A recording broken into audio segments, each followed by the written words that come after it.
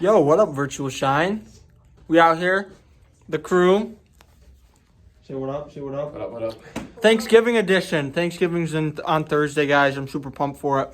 Thanksgiving is a great holiday. We gotta be thankful about all things. So we created some presentations to increase your depth of knowledge on Thanksgiving. So we're gonna present those to you guys. Everybody. Hi. I'm here to enlighten you on Thanksgiving.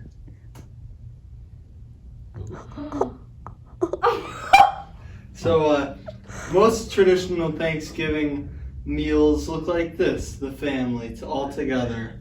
And then, the traditional food on Thanksgiving is turkey. Wow. The traditional Thanksgiving turkey is a bird. Wow.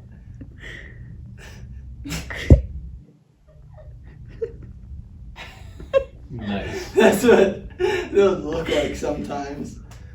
The turkey's not the only bird celebrated on Thanksgiving, though. What's the other one?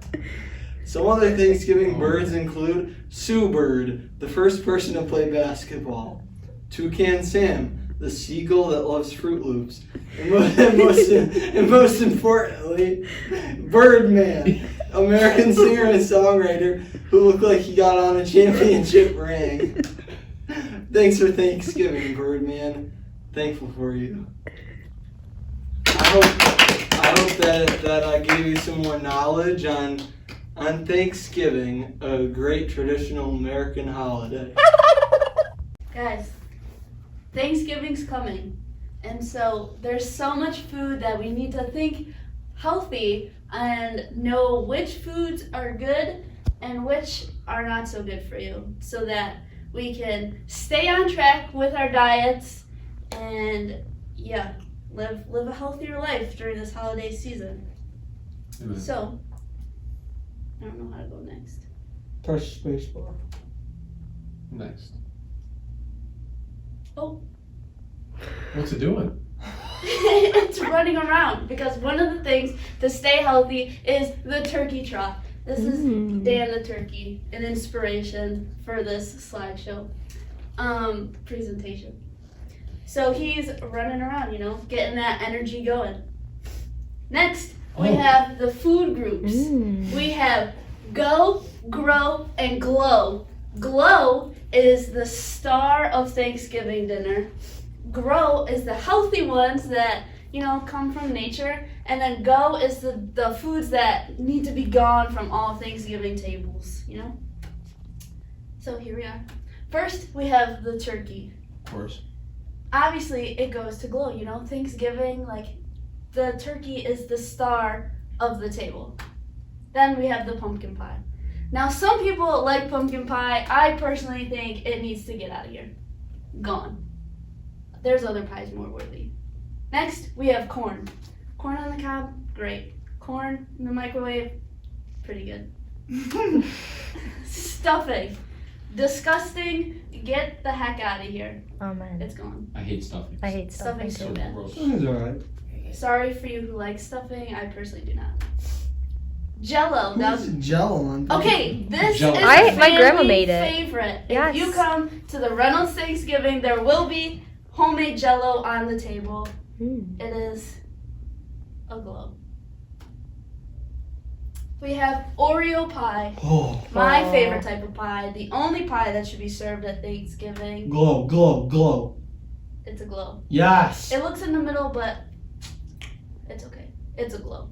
What else? What else? We have Yes. Yes. Glow, glow, glow, glow. Glow. That doesn't make you grow. Okay, but look, guys, it's everything. It takes over the Oh. whole The meal. yeast It rises. encompasses all. People It say rises the with the turkey yeast. is good. The dinner rolls is what people actually come to Thanksgiving for. Yeah. Yes. But you need to be humbled a little bit. You can't always just have the rolls. Some people. Yes, you can. It got rid of the cranberry sauce. Obviously, it wasn't important to be on the slideshow, so it was just gone. Yeah, from the because it was a beginning. go. It was a go. So it made its exit, yes. Yeah. All I got. Okay. Hello guys, so I'm here and I have the best Thanksgiving facts you ever heard. I know that you might have heard some Thanksgiving facts, but A few. these are definitely the most accurate because you'll see by my next slide. Ooh.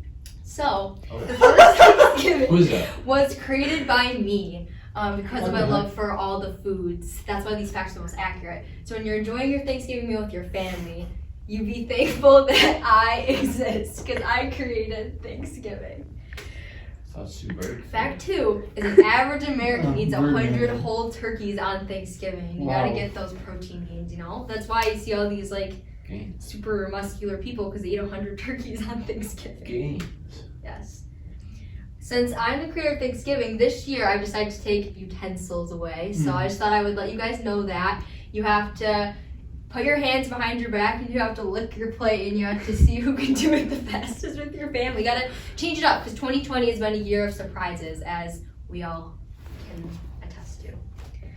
And fact 4, Hawaii raises the most turkeys in the US. See, turkeys love the hot sun and sand. I don't know if you guys know that. It's where they thrive. And the reason I know this is because my good friend Emily, as pictured right here, lives there and she raises all the turkeys, as you can Wow. see. So next time you see Emily, make sure to thank her for raising all the turkeys on a turkey farm That's in her. Hawaii. So that's it, guys. I hope you enjoyed the Thanksgiving. I feel so Woo! smart. Are we good? All right, everybody. Thanksgiving by me.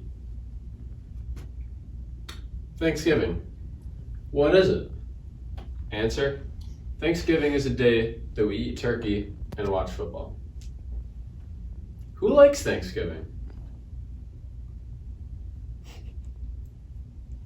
Not me. Why doesn't any of you like Thanksgiving Day Eve? Thank you, Giving Eve.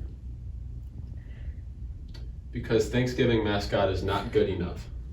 Simple as that. Not good. Who should be mascot for Pilgrim Day? Not turkey. Why not turkey? Reasons turkey is bad mascot. Can't drive, can't speak, bad at flight, cannot do a kickflip. Who or what should be the new mascot? Answer: chicken. Why chicken? Better at flight, shreds, lots of famous chickens. Chicken Little, Dumb Chicken from Moana, Chicken McNuggets, etc., etc. In conclusion, the end. That was Good job. Those were some PowerPoint presentations that us, the interns, put together for you. Hopefully now you know a bit more about Thanksgiving and you and your family can have an even better one because of it. See you guys next week and happy Thanksgiving.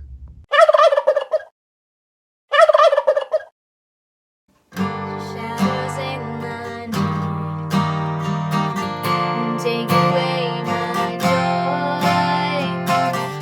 Steady is your love. In you I am secure, driven by your heart. Held in perfect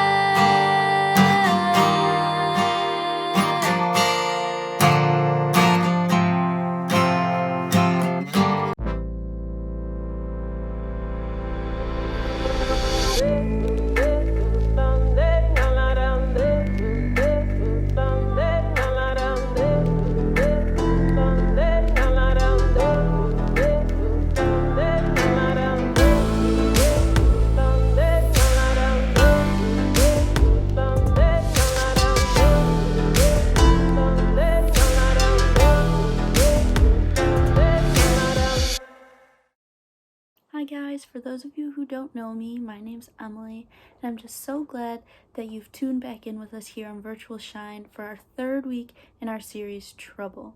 In our first week, we talked about anxiety and just how we should cast our cares on the ones who care for us. And then last week, we talked about fear and how God's love will calm any fear that we have in our life. So this week, we're going to be talking about depression, and so I want to start off with the verse that we've been going back to during this series, which is John 16:33. And it says, "I have told you these things so that in me you may have peace. In this world you will have trouble, but take heart. I have overcome the world." So this verse is just kind of talking about how God has overcome everything, and so he's there to help you in every situation so that we never have to feel the fear that comes with everyday life, and we don't have to feel alone or anxious. And obviously we're all human, so we will feel those things, but just that we can find a little more comfort in dealing with these types of situations when they come. And so it reminds me of a time that I watched the movie Inside Out. I'm not sure if any of you have watched it, but just seeing all the emotions of disgust, anger, sadness, joy, and even fear, and just how at the beginning of the movie they're all like separated, and they're like one emotion seems to be better than another emotion, but by the end of the movie we see how different emotions form like different memories. And so it's not always bad when like sadness is with joy or fears with disgust, because that's just like how we learn different things throughout life. And so it reminds me of a time when I was feeling both happy and scared, as Halloween was a couple weeks ago. Feels kind of far away now, but it was only a short weeks ago. And so I was watching this movie. It was actually a Halloween movie, and I am not a fan of scary movies at all, but it was supposed to be mostly like a comedy movie, so I was like kind of excited to watch it, just like not knowing if it was going to be like good or bad or scary or exciting. So throughout the whole time I'm like getting nervous, and I'm like, oh boy, what's going to happen? And then finally the scary guy jumps out, or whatever happened in the movie, and it was like, oh, that wasn't as bad as I thought. And so it kind of reminds me of David, and when he's talking in Psalms 13, we can just see how he sees different depression and anxiety and fear, and how he's able to go through that but find God's light at the end of the tunnel. So Psalms 13:1-6 says, "How long, Lord, will you forget me forever? How long will you hide your face from me? How long will I wrestle with my thoughts, and day after day have sorrow in my heart? How long will my enemy triumph over me? Look on me and answer, Lord my God. Give light to my eyes, so I will sleep in death. And my enemy will say, I have overcome him, and my foes will rejoice when I fall." So the first part, what I just read 1-4, it's kind of talking about how David felt alone. He felt anxious, he felt hopeless at times, he felt defeated and depressed, and even a sense of like death and like an unknown for the future. But then he realizes that at the end of the tunnel, God is like coming to him with truth, and so then David rejoices. And verses 5 and 6 says, "But I trust in your unfailing love. My heart rejoices in your salvation. I will sing the Lord's praise, for he has been good to me." And so this verse is at the end is just talking about how the Lord is good to us all the time, and how we should be able to trust him, and just knowing that depression like isn't a bad thing. It like comes with the hardships of life, and so just staying mindful and not turning to all the ways of the world that will harm us, but when we can turn to God, so that those hard times can be made into like better outcomes that we can use to help other people who may be going through a similar situation, so that we can help them. And so it just reminds me of this verse, Romans 8:18. It says, I consider that our present sufferings are not worth comparing with the glory that will be revealed in us.